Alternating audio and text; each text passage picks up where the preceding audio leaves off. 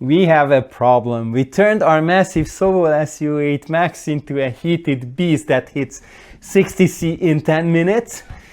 And yes, while Sovol finally released their official chamber heater, which is easier to install, for the time being we are sticking with our custom dual heater setup. But regardless of which heater you use, there is a catch. 50-60 C in the box might fix warping, but doesn't by itself take care of a bigger problem with ABS and other engineering materials. To print these safely, we need to get the toxic fumes out without sucking all that precious heat away. Today we are solving this contradiction. We are attaching a heavy-duty smoke purifier originally meant for laser cutters, designing custom adapters, and plugging the massive leaks in the frame, and completely rethinking the airflow of this giant printer. Why go through all this trouble? Because we need to print some very specific high-strength parts for a project that will completely transform our littlest Sovol Zero next week. But first, let's make this one safe.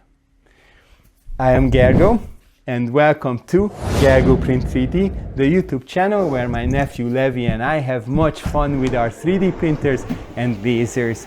We had a little break while Levi was skiing, but we are back with a vengeance. As always, this video includes curated, translation-ready subtitles, detailed chapter markers, and audio tracks in multiple languages to help you follow along. And if you've been following our SV08 MAX journey, you know how we've transformed this printer. We've built the enclosure, added a massive 150mm riser to clear the gantry, and installed dual 200-watt eye heaters in the roof. If you missed those steps, check out the playlist in the corner. We are now hitting 60 degrees Celsius in minutes. Ideally, you could just grab the official heater from Sovol now, which is definitely easier to install than our custom rig for the eye heaters. But blowing hot air into an enclosure full of toxic gases will spew those in your room, poisoning everyone around if you are not careful.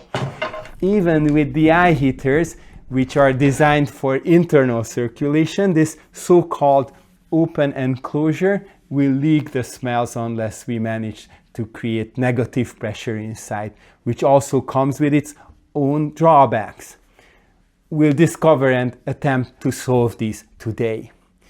Yes, getting a printer ready for engineering materials is a lot of work. Sometimes we just need the part without the hassle. And that is where our sponsor PCBWay comes in. They are famous for PCBs, but their 3D printing services are just as incredible. They can not only print sensitive materials, but even those none of us can. We just upload our STL or step file, select from a long list of materials like ABS, nylon, polycarbonate, but even PEEK and metals, and they handle the rest. They give you an instant quote, handle the manufacturing, and ship it right to your door. So if you don't want to drill holes in your printer like I'm about to, check out the link in the description to let PCBWay handle the hard and dangerous stuff. To manage the fumes without losing heat, we need to create a negative pressure environment inside the enclosure. Essentially, we want air to leak into the printer, not out of it. Now usually we just run a hose out the window using a linear vent pump like we do with our other printers, but it is winter now, it is freezing outside, and this 50-kilogram beast is located far from the nearest window. Moving is not an option. And this is where a dedicated smoke purifier saves the day. We are using the unit we received with our 2K laser. It has multiple stages of filtration, but the key feature for us is the hefty activated carbon filter at the bottom. This scrubs the air and completely eliminates the sweet but toxic smell of ABS before releasing it back into the room. But you can't just duct tape it to the printer. I quickly designed a 100mm hose adapter that attaches to the exhaust fan mount on the back panel. Since this part has to withstand hot air coming directly from the chamber, PLA is out of the question. It has to be PETG or ideally ABS, and since our Max wasn't ready for Fumes yet, I printed this adapter on our GDQ1 Pro using FiberLogy ABS Plus.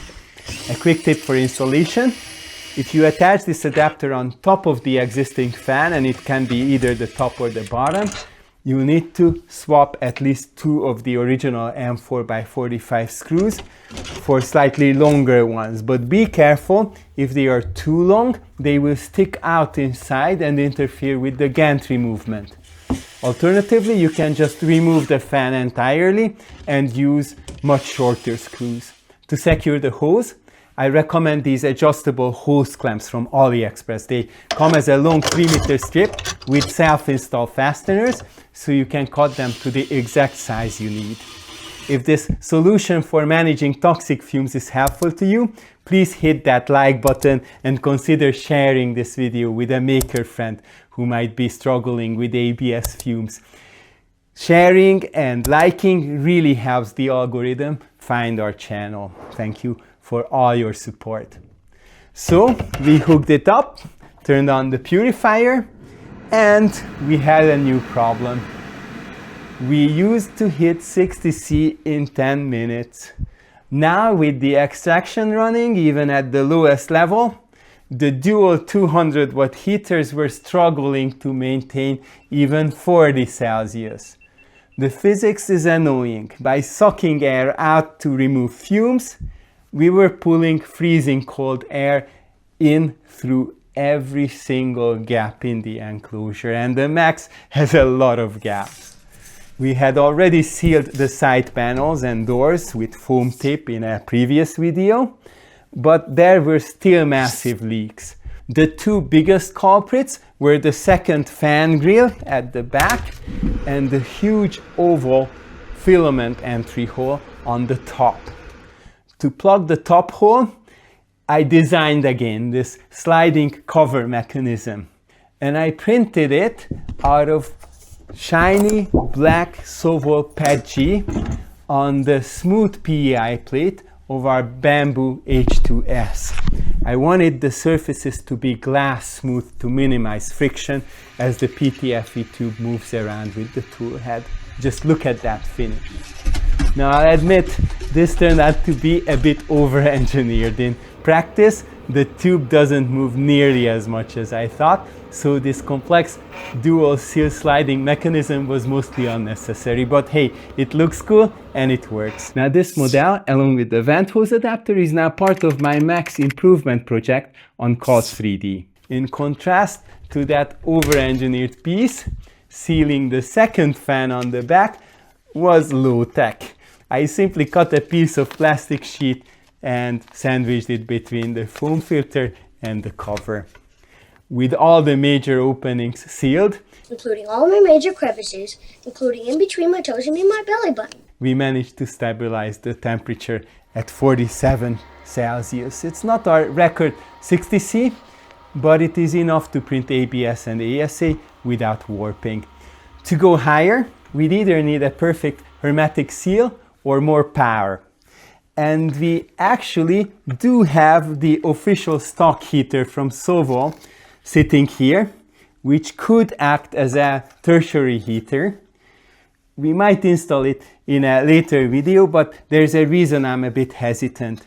My biggest gripe with the stock Sovol heater, aside from the safety oversight that 3D Print Demon solved with his Clipper Essentials, is the airflow direction. It blows hot air into the chamber from the outside.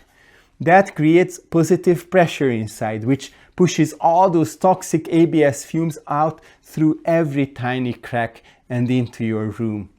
If you're using just the stock heater, please keep the printer in a well-ventilated room that you don't stay in while printing.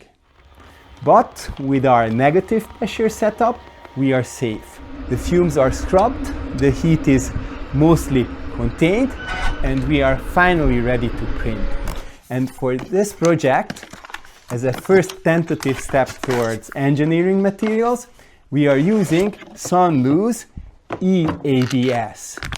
And the E here stands for easy.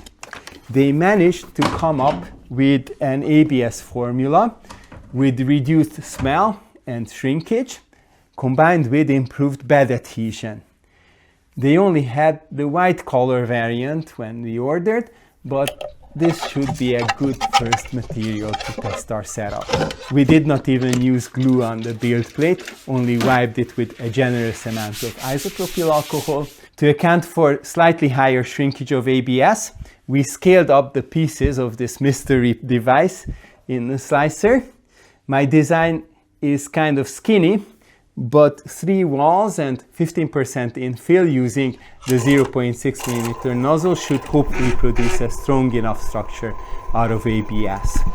Loaded the easy ABS, preheated the chamber, turned on fume extraction, and started the first test, printing one of the longer parts separately. No drama, no warping at all on this long thin piece. At 0.6mm line width and 0.3mm layer height, it printed quickly. This SUNLU EABS sticks so well to the PEI sheet of the Max, I had to use a scraper to get it off. We printed this part separately because we wanted to see how the PTFE lining fits. You have to wait till next week to see the function of this lining. But with this success, we only need to print the rest of the pieces. They can fit easily on the huge build surface of the Max. And we got brave this time and sent these without any brames. While they were printing in the living room, we tested the high precision PLA and matte pad G we recently got from Filaments. Have you heard of this filament maker? We'll tell you all about our experience and all these cute prints in a future video. This second print was also perfect success. 45 degrees Celsius in the printer makes all the difference, eliminating any warping or distortion. Just let them cool slowly. Again, I used the scraper to get them off of the PEI sheet. That's kind of a dangerous task, but left the rest of the assembly to Levi. But before we wrap up, I wanted to prove that this setup isn't just for easy ABS. We printed one additional component using standard black Fiberlogy ABS Plus on the Max. The result? Perfect adhesion and zero warping. The system works. So what are we building with all these ABS parts? Put your guesses in the comments. You can see Levi assembling them here. It might look like a little house, but it's not. It is the key to unlocking the true potential of our smallest printer. Why do we need it? To print these. A massive shout out to our supporters on Ko-fi.com who make complex projects like this possible. Your support keeps the lights and the heaters on in the workshop and in the living room. If you want to join them, follow this link also in the description below. And while you're there, be sure to subscribe so you don't miss the reveal in part 2. And check out the rest of the links there for the 2-cup purifier, AliExpress parts, and SUNLU filaments if you want to replicate this setup. And if you need one more clue for next week's topic, watch this video and be sure to catch up with our Sovol upgrades in this huge playlist. Either way, let's go print 3D. Thank you for watching another gerGO Print 3D video all the way to the end. Stay safe.